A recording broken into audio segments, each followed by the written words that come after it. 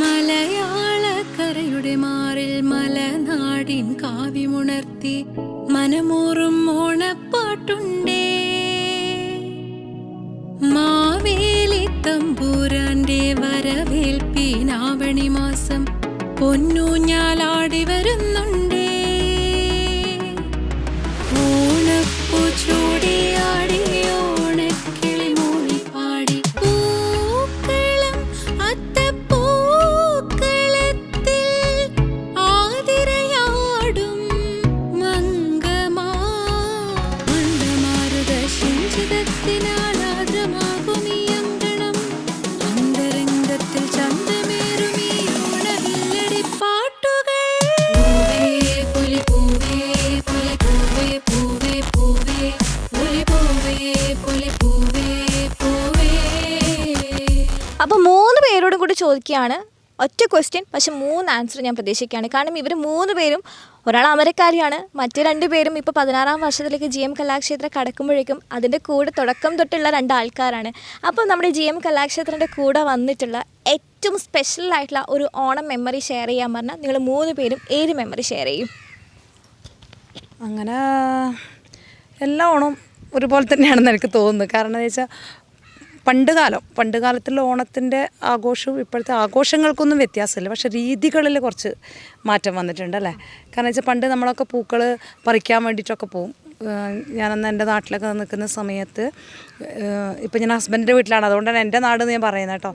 പുളിയമ്പറമ്പ് എന്നുള്ള സ്ഥലമാണ്. അപ്പോൾ അവിടെ നിറയെ പൂക്കളൊക്കെ ഉള്ള സ്ഥലമാണ്. അപ്പോൾ അവിടെ നിന്ന് ഞാൻ പൂ പറിക്കാനൊക്കെ എൻ്റെ കൂട്ടുകാരൊക്കെ ഒരുപാടുണ്ട്. കൂട്ടുകാരികളും കൂട്ടുകാരന്മാരും എൻ്റെ ഏട്ടനും ഏച്ചിയും എല്ലാവരും കൂടെ ഞങ്ങൾ പൂക്കളൊക്കെ പറിച്ച് അങ്ങനെയുള്ള ആ ഒരു ഇതൊക്കെയുണ്ട്. പക്ഷേ ഇപ്പം എന്ന് പറഞ്ഞാൽ എല്ലാ പൂക്കളും വാങ്ങിക്കുകയാണ്. അപ്പോൾ എൻ്റെ മോളൊക്കെ ചോദിക്കാറുണ്ട്, എല്ലാം ഇപ്പോഴത്തെ കാലത്തെല്ലാം എവിടെയാണ് പൂ പറിക്കാൻ വേണ്ടി പോകണ്ടേ, അല്ലെ പൂവ് പറിക്കാനോ എന്നൊക്കെ ചോദിക്കും അവൾ. പക്ഷെ എല്ലാം റെഡിമെയ്ഡായിട്ട് കിട്ടുന്നതുകൊണ്ടുള്ള ഒരു വ്യത്യാസം മാത്രം, അത്രയേ ഉള്ളൂ. രണ്ട് രീതികൾ മാത്രമല്ല, ആഘോഷങ്ങളൊക്കെ ഒരുപോലെ തന്നെ. നമ്മളിപ്പോൾ പണ്ട് ആഘോഷിക്കുന്ന പോലെ തന്നെയാണ് ഇപ്പോഴും ഓണം ആഘോഷിക്കുന്നത് എന്നുള്ള ഒരു ഇതേ ഉള്ളൂ.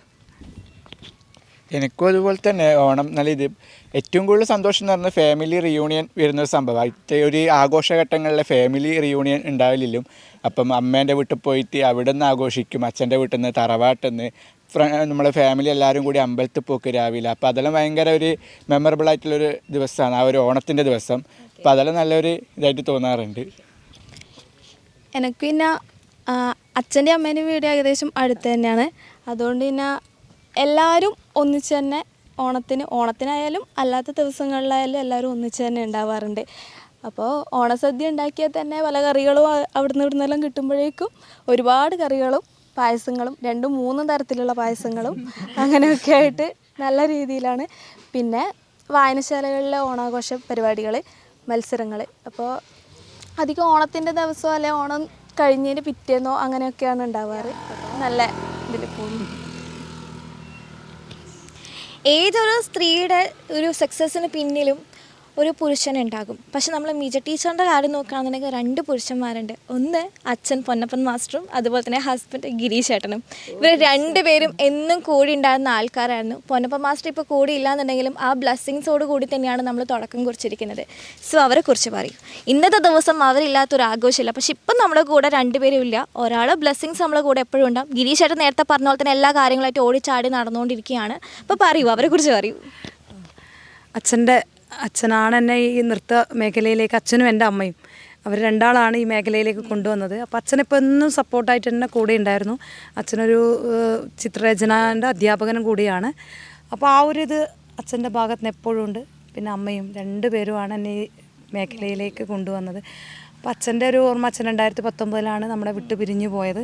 അപ്പോൾ അച്ഛന് ആ ഒരു ഇത്, പിന്നെ കല്യാണം കഴിച്ചതിന് ശേഷം സപ്പോർട്ടായിട്ട് എന്നും ഉണ്ട്. ഗിരീഷ് അഴീക്കോട് എന്നാണ് വിളിക്കുന്ന എല്ലാവരും. ഗിരീഷേട്ടൻ നല്ല സപ്പോർട്ടാണ്. ഗിരീഷേട്ടൻ്റെ അമ്മയും കുട്ടികളെ കാര്യങ്ങളെല്ലാം നോക്കാൻ അമ്മയെല്ലാം നല്ല സപ്പോർട്ടാണ്. ഈ നൃത്ത മേഖലയിലേക്ക് കൊണ്ടുവരാൻ വേണ്ടി ഗിരീഷേട്ടനും അമ്മയും പെങ്ങന്മാരും ഒക്കെ ഭയങ്കര സപ്പോർട്ടാണ്. അപ്പം അങ്ങനെയാണ് ആ ഒരു ഇത്. അവരുള്ളത് കൊണ്ടാണ് ഇപ്പോൾ GM കലാക്ഷേത്ര ഈ ഒരു നിലയിലെത്തിയതും എല്ലാം കൊണ്ട് വളരെ ഹാപ്പി. അപ്പം 15 വർഷം ക്രോസ് ചെയ്തിട്ട് 16-ാമത്തെ വർഷത്തിലേക്ക് കടക്കാനായിട്ട് പോവുകയാണ്. അപ്പം എല്ലാവരും ഒന്നും അങ്ങനെ പറയാത്തൊരു കാര്യം ഞാൻ ചോദിച്ചാൽ പറയുമെന്ന് എനിക്ക് അറിയില്ല. കാരണം എല്ലാവരും ആ ഒരു സീക്രട്ട് അങ്ങനെ എല്ലാവരുടെയും മുന്നിൽ പൊളിക്കാറില്ല. എന്നാലും ഞാൻ ചോദിക്കുകയാണ്, എന്താണ് ആ സക്സസ് മന്ത്ര?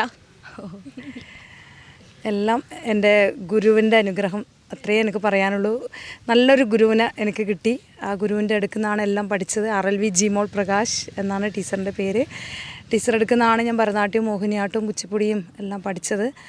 ആ ഗുരുവിൻ്റെ അടുത്ത് ഞാനും എന്താ പറയുക, ഒരു സ്വന്തം ഒരു മോളെ പോലെ തന്നെയായിരുന്നു ടീച്ചർ എന്നെ നോക്കിയിട്ടുണ്ടായിരുന്നത്.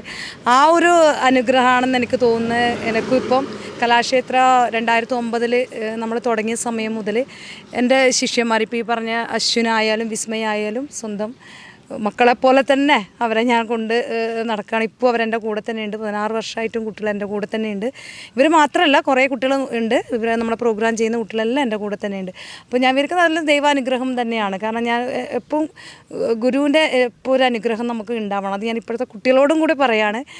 ഗുരു എന്നുള്ളൊരു ഇത് നമുക്കുണ്ടെങ്കിൽ എവിടെയും എത്തും നമ്മളെന്നുള്ളൊരു ഇത് തന്നെയാണ്. അതുതന്നെയായിരിക്കും GM കലാക്ഷേത്രത്തിൻ്റെ സക്സസ് എന്ന് പറയുന്നത് എനിക്ക് തോന്നുന്നത്.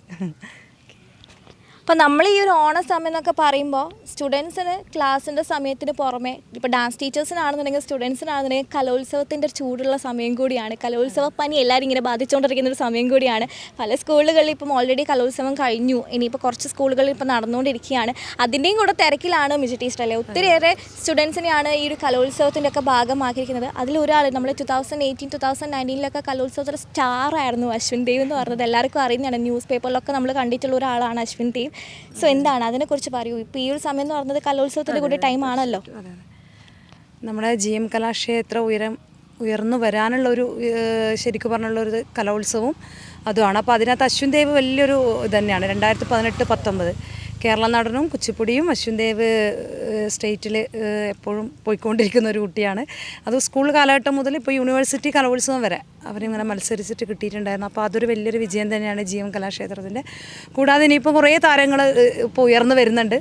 ധ്യാന സന്തോഷ് അല്ലേ, പിന്നെ ദേവന PC ഉണ്ട്, പിന്നെ ആര്യനന്ദ, അൻവിയ, ഞാനിപ്പോൾ കുറച്ച് പേരിങ്ങനെ പറയുന്നതാണ്. കൃഷ്ണവ് ഇപ്പോൾ കളിച്ചു. കൃഷ്ണവ് എന്നിട്ടൊരു ആൺകുട്ടിയുണ്ട്, ഇപ്പോൾ അശ്വിനെ പോലെ വളർന്നു വരുന്നതാണ്. അവനും നല്ല ഉയരങ്ങളിലെത്തട്ടെ എന്ന് ഞാനും എന്നും വിചാരിക്കും, പ്രാർത്ഥിക്കുന്നു.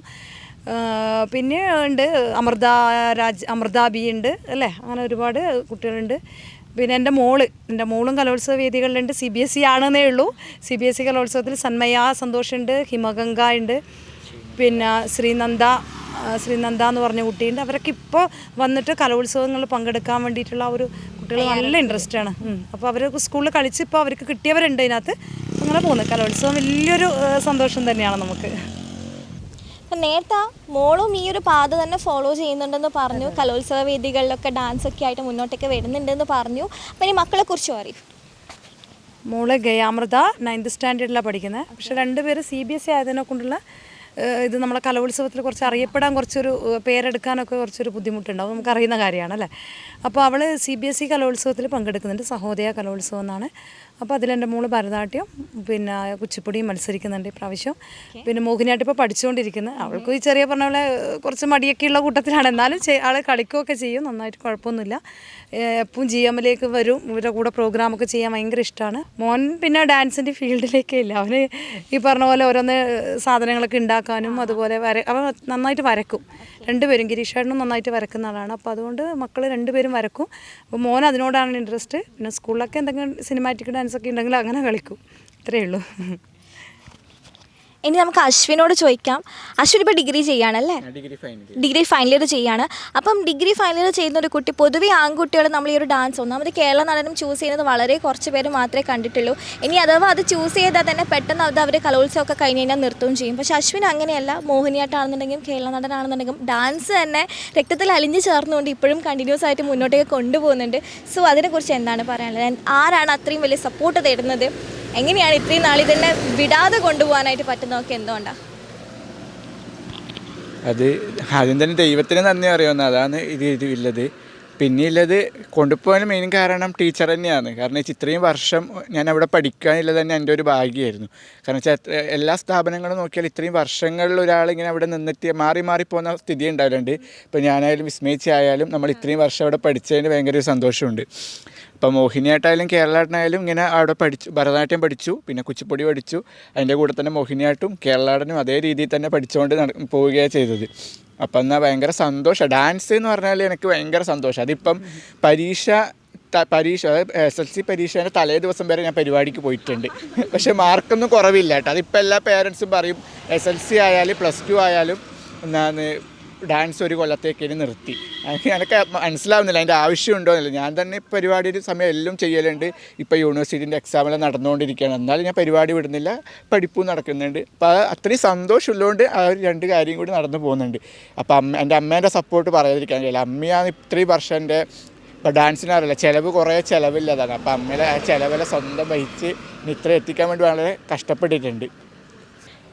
അപ്പോൾ ഇവർ ഒന്നും കൂടി കൂടുതൽ സന്തോഷിപ്പിക്കാമെന്ന് വിചാരിക്കുകയാണ്. കാരണം ഇവർക്ക് ഡാൻസ് ചെയ്യുക, ഡാൻസ് കാണാമെന്നൊക്കെയാണ് ഏറ്റവും സന്തോഷം. അപ്പോൾ എനിക്കും കുറച്ച് സന്തോഷമാവും അതിൻ്റെ ഇടയിൽ. ഒരു ഡാൻസ് ഉണ്ടല്ലോ, നിങ്ങൾ റെഡിയല്ലേ കളിക്കാനായിട്ട്? നമുക്കൊരു ഡാൻസ് കണ്ടതിന് ശേഷം ബാക്കി കാര്യങ്ങളിലേക്ക് കടക്കാം.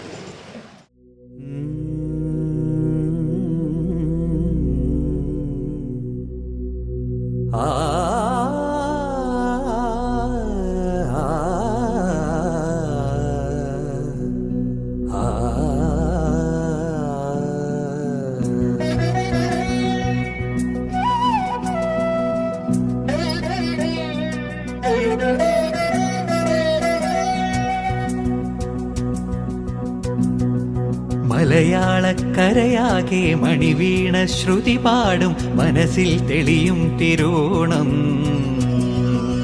ഉത്രാടം ഉണരുമ്പോൾ ഉള്ളിൽ കൊതി ഉയരുന്നൊരു ഉറവിൻ നിനവാം കതിരോണം. നിറമാർന്നൊരു നിറപുഞ്ചിരി നിറപ്പറയും നിറദീപവും കനവിൽ തെളിയും പൊന്നോണം.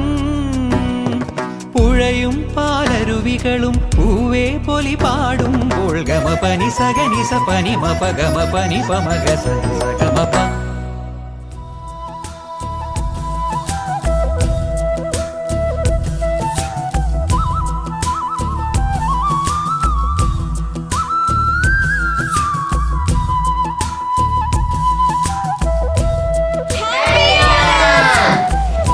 GM Kalakshetra school of dance and costume gallery, Yamuna complex, Kanath ശിവക്ഷേത്രം റോഡ്, തളിപ്പറമ്പ്. Phone 9947 590 423 and 9895 547432.